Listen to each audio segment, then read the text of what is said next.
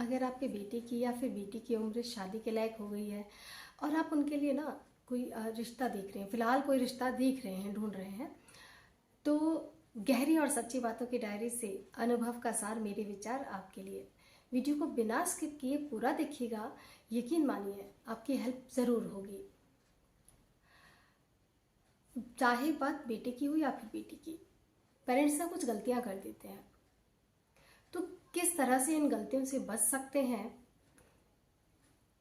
अगर मैं लड़के की बात करूं तो जब भी बेटे के लिए कोई रिश्ता ढूंढ रहे हैं और अगर कोई रिश्ता हमें समझ आता है और हम उस पर आगे बढ़ते हैं, तो किन बातों का हम ध्यान रखें। तो सबसे पहले जैसे ही जब हम बेटी के घर पहुंचे, तो आपको ये नोटिस करना है कि जब वहाँ पे परिवार के ना सारे सदस्य मौजूद हैं, लड़की के पिताजी हैं, चाचा मामा ताऊ, ये सब लोग हैं वहाँ पर, तो आपसे सवाल सबसे ज़्यादा कौन कर रहे हैं, आपकी बातों का जवाब कौन दे रहे हैं, तो ये बातें आपको नोटिस करनी है। अगर वहाँ पर मौजूद पुरुष लोग, जितने भी मेल पर्सन्स वहाँ बैठे हुए हैं, वो आपकी बातों का जवाब दे रहे हैं, आपसे सवाल कर रहे हैं, तो यकीन मानिए आप बहुत सही जगह पर हैं। क्योंकि क्या है ना कि वो अपनी बेटी को जिम्मेदार हाथों में सौंपना चाहते हैं और इसीलिए वो ना आश्वस्त हो जाना चाहते हैं कि क्या आप उनके लिए राइट मैच है। तो उनकी बातों का धैर्य से और धीरज के साथ ना जवाब दीजिए। क्योंकि क्या है ना कि जहाँ पे मेल डोमिनेंस होता है, मतलब जहाँ पे पुरुष लोग का प्रभाव बना हुआ रहता है, वहाँ पर इंटरफेरेंस ना बहुत कम होता है। उन लोगों को ज़्यादा हस्तक्षेप करने की आदत नहीं होती है। साल 2 साल 5 साल में अगर बहुत ज़्यादा आवश्यकता होगी तो ही वो ना आपके परिवार में हस्तक्षेप करेंगे, इंटरफेरेंस करेंगे, अदरवाइज नहीं करेंगे।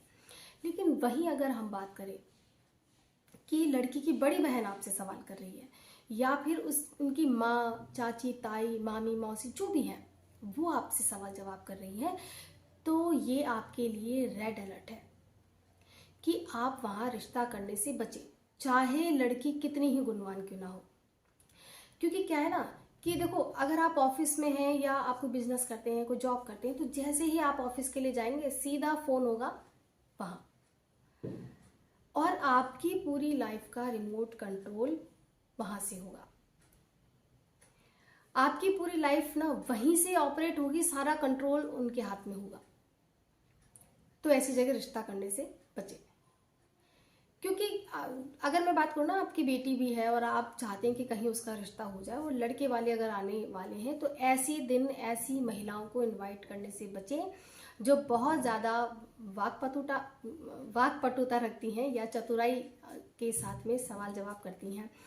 क्योंकि क्या है ना कि आजकल ट्रेंड ना थोड़ा सा अलग है, लोग सहज और सीधे सरल लोगों को ही पसंद करते हैं।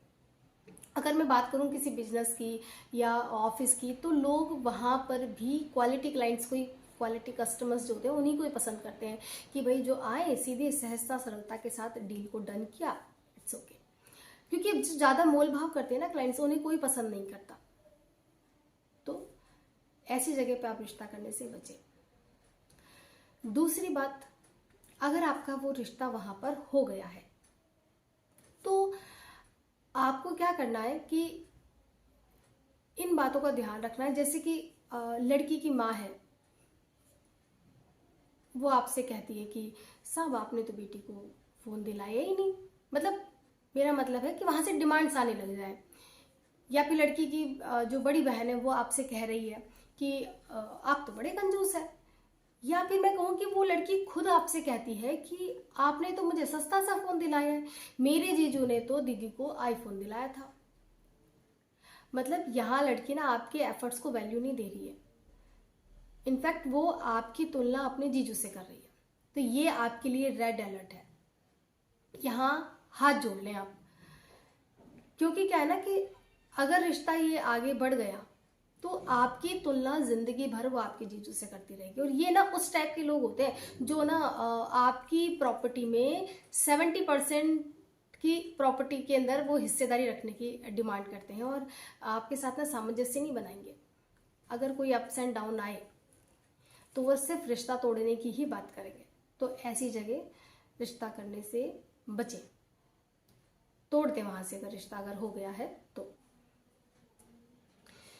तीसरी और इम्पॉर्टेंट बात, जैसे जहाँ पर भी आप रिश्ता देखने गए वहाँ पर लड़की की माँ ये कहती है कि साहब मेरी बेटी तो ये नहीं करेगी, मेरी बेटी वो नहीं करेगी, या मेरी बेटी से तो ये नहीं होगा, तो ये ना आपके लिए रेड अलर्ट है, ऐसी जगह रिश्ता करने से बचें। ये सारी चीज़ें ना मैं आपको इसलिए बता रही हूँ क्योंकि एज एन एडवोकेट मैंने अपनी लाइफ में जितने भी केसेस देखे हैं उनके बिहाफ पर मैं आपसे ये बात कर रही हूँ, क्योंकि ऐसी वाद विवाद देखे जो कहीं ना कहीं इन सब चीज़ों से इंटरकनेक्ट है। तो मैं आपको एक चीज़ बताती हूँ, एक बहुत ही इंपॉर्टेंट चीज़ है कि एक बात समझिए, शादी जो है ना वो डेस्टिनेशन वेडिंग या फिर प्री वेडिंग शूट का नाम नहीं है। ये एक बहुत बड़ी जिम्मेदारी है, और स्पेशली लड़की के लिए तो बहुत ही ज़्यादा बड़ी जिम्मेदारी है। पेरेंट्स को क्या चाहिए कि स्पेशली एक माँ को कि उन्होंने अपनी लाइफ में जितने भी इम्पोर्टेंट लेसन सीखे हैं अपनी लाइफ से, वो चीज़ें सारी वो अपनी बेटी को सिखाएं। अपनी शादीशुदा ज़िंदगी या अपनी ज़िंदगी के अंदर जैसे भी अनुभव उन्होंने लिए हैं कि किस तरह से उन्होंने अपनी लाइफ को आगे बढ़ाया है, कैसे वो एक शादीशुदा जीवन के अंदर अभी तक रह रही हैं, ये सारी सीख उन्हें अपनी बेटी को देनी चाहिए। लेकिन ना ऐसा अभी होता ही नहीं है, क्योंकि क्या है कि जब शादीशुदा जीवन में उतार चढ़ाव आते हैं तो ये एक राइट टाइम होता है कि जब लड़की ना वाइज डिसीजन लेती है, वो खड़ी रहती है अपने परिवार के साथ, कंधे से कंधा मिलाकर के उनके साथ उस समस्या को सॉल्व करने में उनकी हेल्प करती है। तो ये परिवार जो होगा वो आगे जाके सक्सेस होता है। अदरवाइज ना जहाँ पे माँ का इतना प्रभाव है कि साहब मेरी बेटी ये नहीं करेगी, मेरी बेटी वो नहीं करेगी, तो यकीन मानिए ऐसी चीज़ें आगे जाके बिगड़ जाती हैं। छोटी छोटी बातों पे ना ऐसे रिश्ते टूट जाते हैं। तो यहाँ पर आप शादी करने से बचें, ये रिश्ता आगे बढ़ाने से बचें। क्योंकि क्या है कि अगर रिश्ता कर देंगे ना तो ऐसी जो ये बिटियाँ होती है ना वो फिर सामंजस्य बना के नहीं चल पाती हैं, क्योंकि कुछ ना कुछ प्रभाव वहाँ से होता है, तो फिर वो बनाना भी चाहे तो भी नहीं बना पाती हैं। तो बड़े बड़े हाथ जोड़ लें, ऐसी जगह से रिश्ता ना करें। अब अगर हम बात करते हैं कि बेटी के रिश्ते के लिए, तो जब आप अपनी बेटी के लिए कोई रिश्ता देख रहे हैं तो आप क्या गलतियां ना करें, क्योंकि क्या होता है कि कई बार ना पेरेंट्स बहुत बड़ी बड़ी गलतियां कर देते हैं और उन्हें पता भी नहीं होता। क्योंकि क्या है ना कि आपकी बेटी को आपसे ज़्यादा कोई नहीं जानता, आपकी बेटी भी नहीं जानती। आपकी बेटी के गुण अवगुण वो आप ही जानते हैं। आपकी बेटी कहाँ खुश रहेगी, किस तरह से खुश रहेगी, ये सारी चीज़ें ना आपसे बेहतर कोई नहीं जानता। पर क्या ना कि हमारा तो समाज ही ऐसा है कि हर कोई अपनी बेटी की शादी वहाँ करना चाहता है जहाँ बहुत बड़ा बंगला हो, कारें खड़ी हों, नौकर चाकर हों और बहुत पैसे वाले लोग हों और सब लोग जॉब में हो। ऐसी जगह सब लोग शादी करना चाहते हैं। तो एक चीज़ मैं ये बता दूँ कि हर लड़की ना ऐसी नहीं होती है। किसी भी लड़की को ये सब चीज़ नहीं चाहिए होती है। मैं अगर मेरी बात करूँ तो मैं ना बहुत खुश मिजाज लड़की हूँ और मुझे खुश रहना बहुत पसंद है, हंसी खुशी वाला माहौल पसंद है, अपने आसपास ऐसा खुशनुमा माहौल में रखना पसंद करती हूँ। और भगवान का मैं धन्यवाद देती हूँ कि मुझे ऐसा परिवार मिला। सब लोग एक दूसरे की रिस्पेक्ट करते हैं। तो आपको भी यही चीज़ देखनी है कि अगर आपकी बेटी में ना कोई गुण है, कोई कला, कोई हुनर है और वो अपनी लाइफ को आगे किस तरह जीना चाहती है। भाई अगर उसे कोई सिंगिंग आती है, डांसिंग है, कुकिंग है, या वो जॉब करना पसंद करती है, बहुत अच्छी डिग्री उसने ले ली है, या फिर वो आगे पढ़ना चाहती है, जो भी है, तो आप ऐसे परिवार में उनका रिश्ता करें जहाँ पे वो इन सब के साथ अपनी ज़िंदगी को आगे बढ़ा सके। क्योंकि क्या है ना कि आप ऐसी जगह पे बड़े परिवार में बड़े अच्छे पैसे वाले लोगों के यहाँ पे आप शादी तो कर देंगे। अब आपकी बेटी को पंख चाहिए, है ना, लेकिन वहां पे उसको क्या होगा, ज्वेलरी तो मिल जाएगी, सोना चांदी, कार, बंगला, नौकर चाकर सब मिल जाएंगे उसको, लेकिन पंख नहीं मिलेंगे। क्योंकि आपकी लड़की जो है वो अपनी लाइफ में आगे जो भी करना चाहती है, सिंगिंग, डांसिंग, कुकिंग या जॉब वगैरह जो भी करना चाहती है, वो सारी चीज़ों का जो डिसीजन होगा वो परिवार लेगा। उस परिवार के लोग ही डिसाइड करेंगे कि आपकी लड़की क्या करेगी। तो मैं बता रही हूँ, ऐसी जगह पे ना आपकी बेटी घुट घुट के रह जाएगी, वो अपनी लाइफ को वैसे नहीं जी पाएगी। इसलिए सहज और सरल परिवार में अपनी बेटी का रिश्ता करें, जहाँ पे ना उसकी इस हुनर की, उसकी इस कला की कदर हो, जहाँ पे आपकी बेटी पंख ले सके, अपने मन से वो अपनी जिंदगी को जी सके, जहाँ पे हर कोई आपकी बेटी के इस हुनर की रिस्पेक्ट करे, आदर करे और उनके डिसीजन का सम्मान करे। ऐसे सहज और सीधे सरल परिवार में बिटिया की शादी कीजिए। दूसरी इंपॉर्टेंट बात, जिस परिवार में शादीशुदा बेटियां रहती हैं या फिर बेटियों की मतलब शादी हो गई है और वो अपने मतलब ससुराल चली गई है,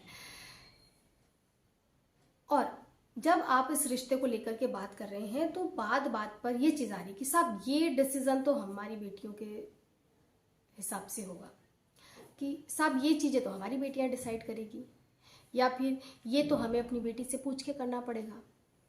तो ये ना आपके लिए रेड अलर्ट है, ऐसी जगह रिश्ता करने से बचे। क्योंकि क्या है ना कि जहां पर चीजें बेटियों से पूछ पूछ के होती है,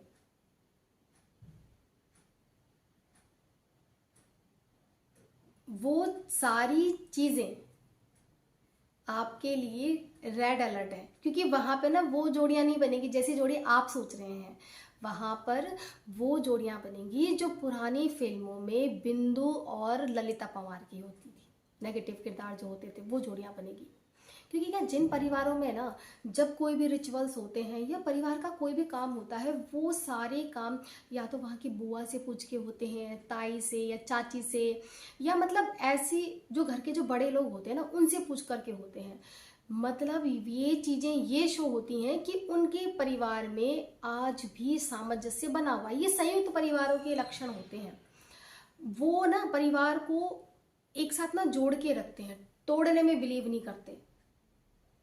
तो ऐसे परिवारों में शादी करें जहाँ पे संयुक्तता का प्रदर्शन होता हो, जहाँ पर सारे लोग मिलजुल कर रहते हो, हर चीज़ों में बड़ों से इनसे राय मशवरा लेकर के काम होते हो, ऐसे परिवारों में संबंध करें। ऐसे परिवारों में नहीं जहाँ पर बेटियों का डोमिनेंस हो। क्योंकि क्या है ना कि देखो, मैं आपको एक चीज़ बता दूं, ये जो परिवारों के अंदर जो विवाद होते हैं, पारिवारिक विवाद स्पेशली मैं ये कहना चाह रही हूँ, ऐसे विवादों में मूल जड़ जो होती है ना वो महिलाएं ही होती हैं। पुरुषों की वजह से तो सिर्फ 20% केसेस ही होंगे, लेकिन 80% केसेस जो होते हैं वो हमेशा महिलाओं की वजह से ही होते हैं। तो ऐसे परिवार में रिश्ता करने से बचे। क्योंकि क्या है ना कि जिन परिवारों में ना चीजें महिलाओं के हिसाब से होती है ना, वहां चीजें कभी सही ढंग से हो ही नहीं पाती है। क्योंकि डोमिनेंस पुरुषों का जो होता है वो सही तरीके से चलाने के लिए होता है, परिवार की एकजुटता के लिए होता है, संयुक्तता के लिए होता है। लेकिन महिलाओं के साथ ना ऐसा नहीं होता। आधे से ज्यादा विवाद महिलाओं की वजह से ही होते हैं। खैर, तीसरी बात अगर मैं करूं, बहुत ही इंपॉर्टेंट है कि इस बात को आप ना समझ लें कि जब बड़े बड़े परिवारों में आप जब शादी के लिए रिश्ता देख रहे हैं तो वहां पे ना एक थॉट को थोड़ा सा वैल्यू दें कि जो अच्छा इंसान होता है ना वो ज़्यादा देर तक ना बुरा नहीं हो सकता, लेकिन अगर जो बुरा है वो ज़्यादा देर तक अच्छा भी नहीं रह सकता।